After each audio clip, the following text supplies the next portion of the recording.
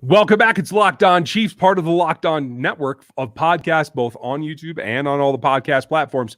Welcome back. We're going to talk about some fun things today. A number about the quarterback and the wide receiver that make this team go round. We're going to get deep into how Patrick Mahomes and Tyreek Hill are what they are and how they affect this team. Welcome to Locked On Chiefs. It's the Locked On Podcast Network, your team every day. From the land of the free and the home of the Chiefs, this is the Locked On Chiefs podcast. Hope you guys are rested and getting ready for training camp. If you would, check out Locked On Fantasy Football. You can find that feed over on any podcast platform, and it's just about time to start doing drafts, so it's going to come in handy. Check out Vinny Iyer over there. I just can't believe it's almost already here. I know, right? So that's why I'm shaking my head. And please, like Ryan said, please go subscribe on YouTube. We really do appreciate those. It is growing, and we're really appreciating those and the comments. It's a lot easier to contact us there.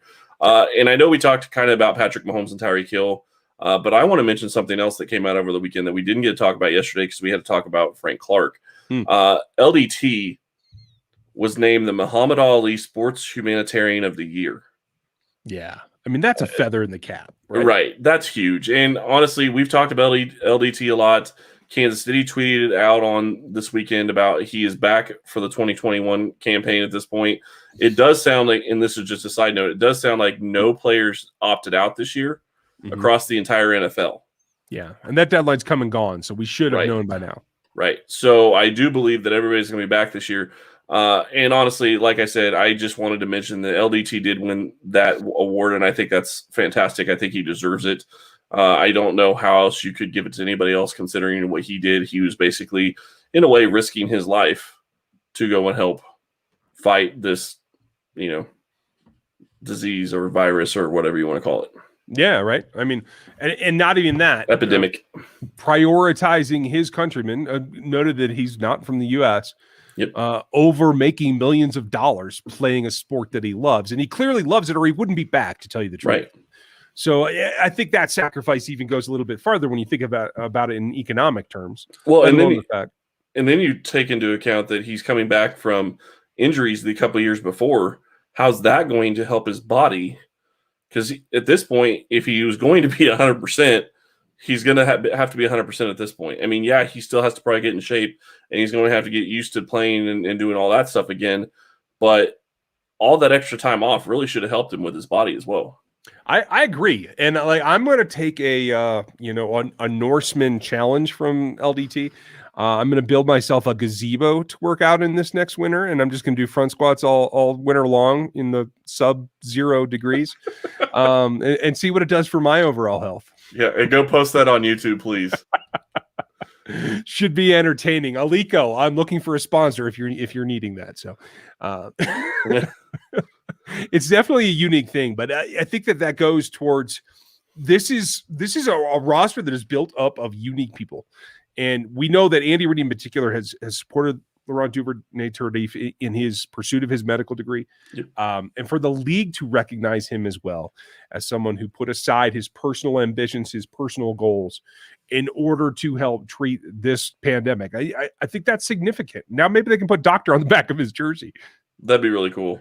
I would actually consider getting an LDT jersey if they put doctor on the back of his jersey. Just going to throw that out there because you're not going to see that very often, and it really means something. So, to me, this whole thing with LDT and honestly with any of the players that opted out, so I'm glad that all of them are back this year. The one other thing, sorry, I really want to say this really quick. I did also see an article over the weekend where they looked at all 32 teams and looked at the worst transaction for each team. Interestingly enough, Kyle Long is Kansas City's. And I only bring it up because it's related to the LDT situation. So, you have to wonder how that's going to play out. You got to look at the source on that, though, because I would argue with that. And I don't disagree with you, but I'm just saying, if he is the worst transaction that they've had this offseason, that's my point. Yeah, that's a fantastic offseason. Yeah, because when you look at his contract, that is an investment in a potential Pro Bowl player. Right. For very, very, very little money. Yep. And I completely agree. I think it's interesting because of all the transactions, if you're going to call that the worst right now, I'll take that every day of the week. Yeah, right, as you should. I will say this, like, I know it's not looking that great now, Chiefs Kingdom, just because he got hurt. That's okay. That's what Kyle Long does. He also bounces back pretty well. And I feel like maybe this was a unique thing. Let's see how he looks when he gets to camp. They are still optimistic that he will be available for part of training camp. Maybe not those first 5 days or a week or whatever, that transition period, but he should get caught up pretty quickly is my thought. Yeah, and he'll have to have his own transition period then when he comes back. So he'll be out of camp for, the first couple of weeks. And it is what it is. But if he's able to get back and able to play, it's a good situation for Kansas City going forward. Yeah, absolutely. Like, when you take a step back for Kyle Long, like, what do you put the over under at for games played in 2021? Man, I think if you are optimistic, I think you'd have to say 12 or 13. Yeah. Okay. Is that how you feel? Say the number's 11. Are you taking the over or the under? Games played, not started. Oh. Well, okay. Games played, I take the over. Okay. Started, I don't know. Okay. Because to me, games played also includes any special teams play. Okay. Fair enough. Yeah. Well, the way you said it, when it comes to official, you're right. I'm thinking offense, but you're fine. Well, I'm just saying, that's, the way you said it. So on offense, games started 11 plus or minus. What's your over under? What do you got? I'm going to go under. Okay. And I don't know that it's because of injury. It could be because of competition. Could be. I'm going to take the over, and that's a bet that I will make. If BetOnline.ag will let me bet that, that's a prop that I think should be there, folks. I would like to do that because they're the fastest and easiest way to get all your sports action into play. Whether it's baseball or MMA or whatever else that you're into, they have it, and you can bet on it before the next pitch or the next training camp opens. Make sure you get all your sporting news, sign-up bonuses, and all the contest information over there at betonline.ag. Don't sit on the sidelines. This is your chance. Head to the website now on your device or your computer, and you get 50% welcome bonus on your first deposit when you go to betonline.ag, your sports online sportsbook network, and we'll help you out if you use that promo code Locked On to get that 50% bonus. Thanks for checking them out. That's betonline.ag, your online sportsbook experts. I'd love to see that prop bet, but they're going to have to do 11.5 or 10.5. You got to pick. Oh, I guess there's a halves. Yeah, I always see. This is how inexperienced I am. So I'll try to check out the props as well. Some of that stuff gets really crazy and really fun. But, no, it does. Yeah.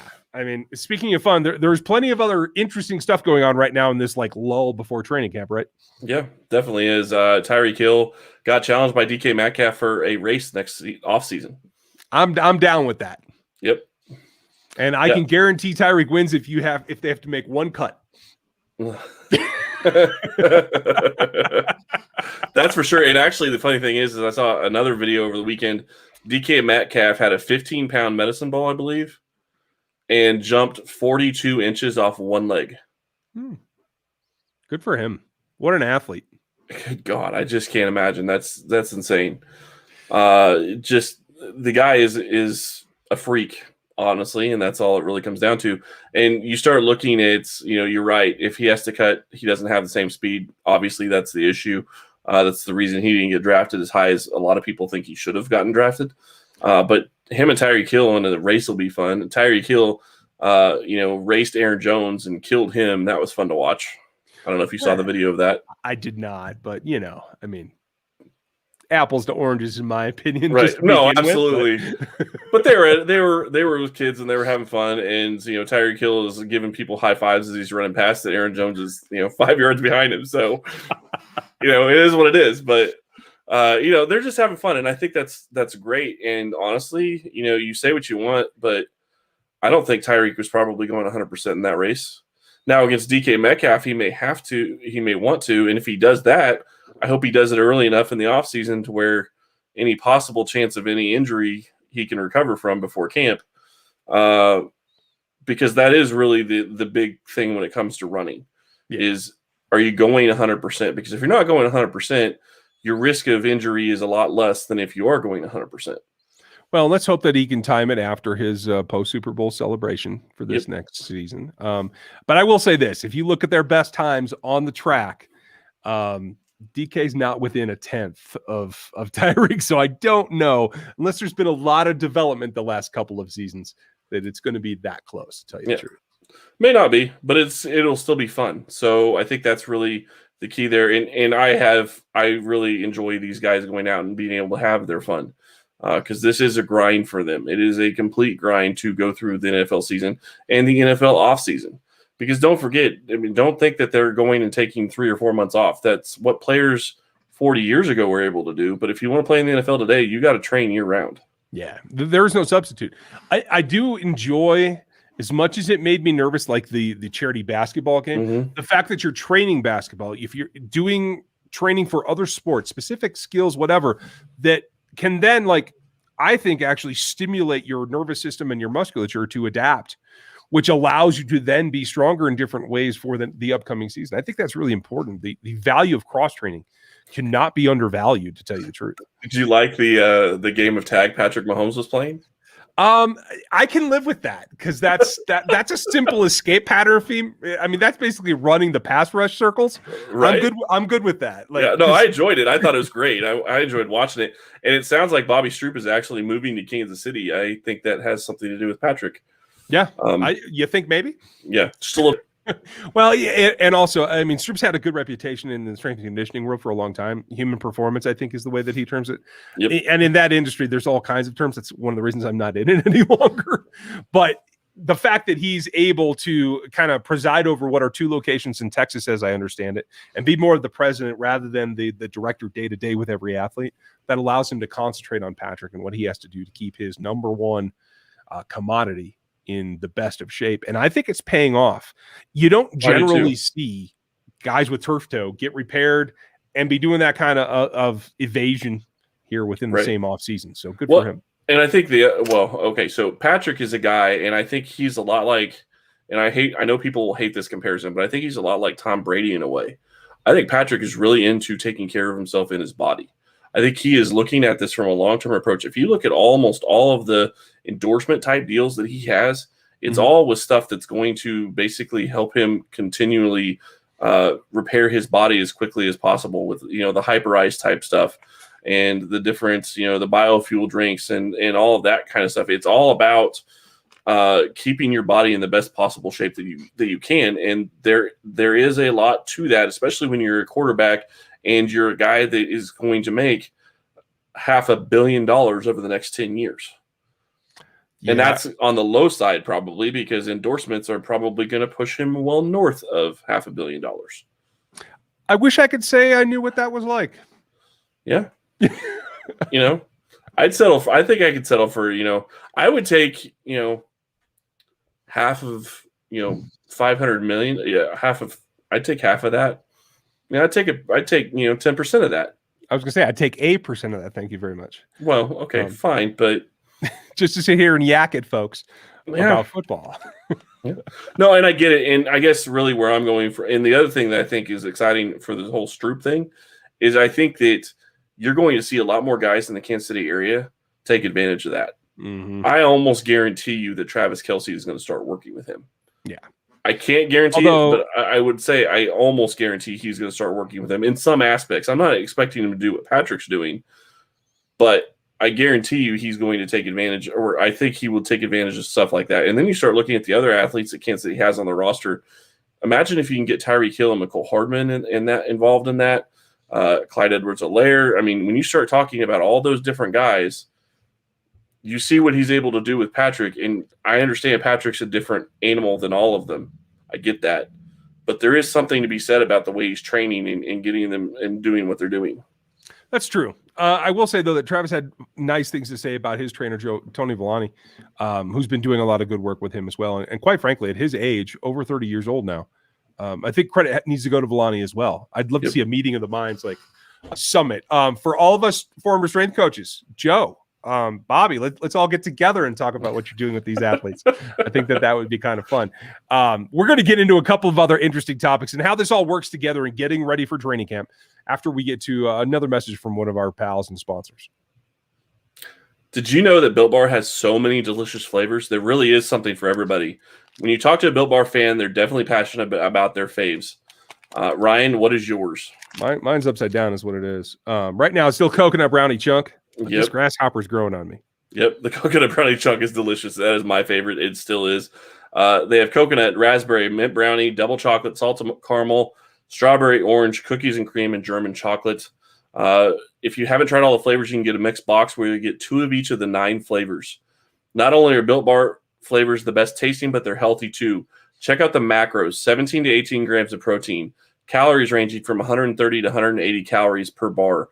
Only 4 to 5 grams of sugar and only 4 to 5 grams of net carbs. Amazing flavors, all tasty, all healthy. Order today and get the raspberry or the grasshopper cookie or whatever you like. Go to built.com and use promo code Locked On, and you'll get 15% off your order. Use promo code Locked On for 15% off at built.com. Right? New website, folks. Make sure you check that out as well. Yep. But, this is that time like when everything's kind of relaxed. Sparring off against foot races against other players, etc. But like, there's Golfing. a lot, right? I wish I could swing a golf club like Patrick Mahomes. Did you see that?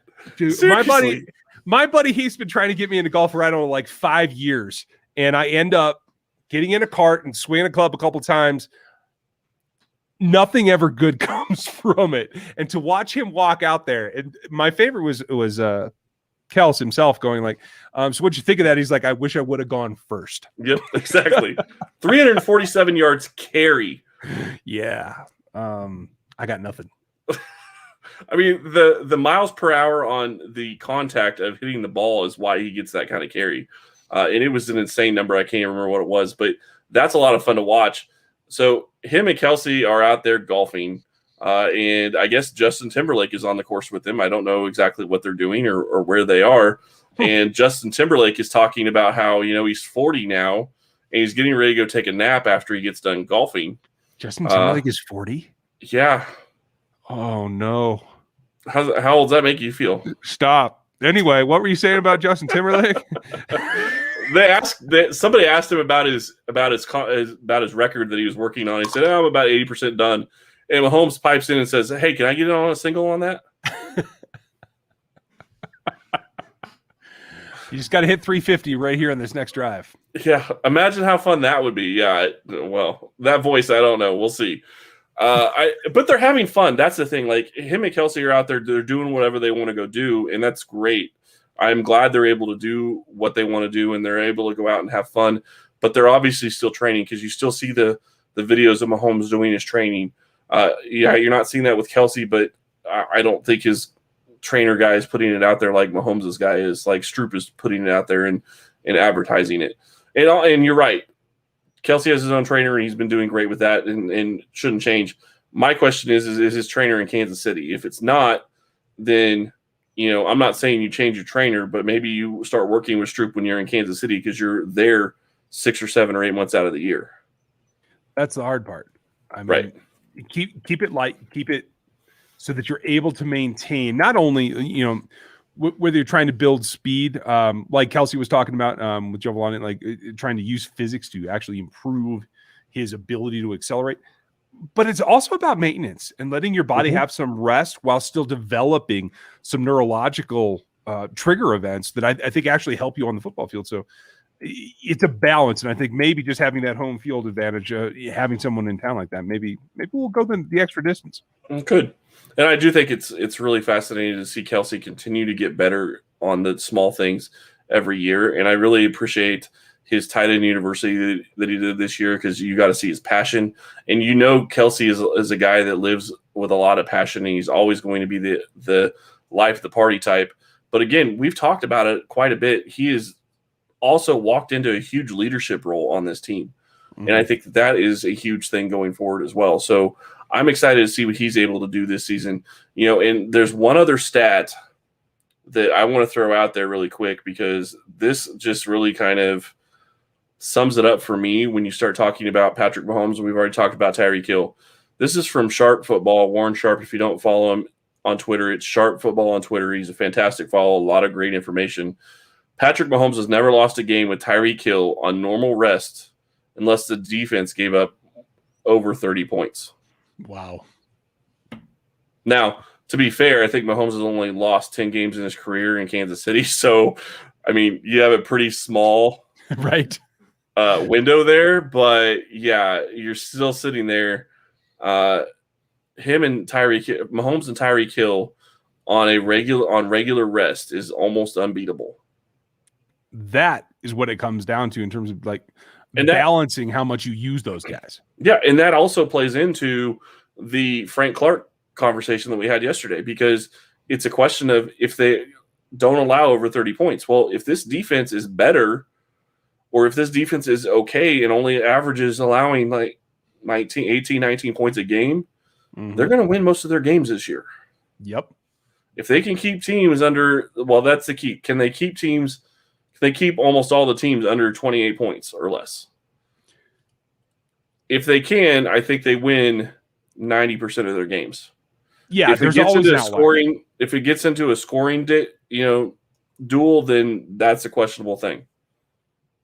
There's always an outlier. You're right, but in general, if that's where you're getting to, you have to feel that maybe unlike any other team that we've seen, that they have the ability to not just do that the majority of the time, but actually be consistent at it. Yep.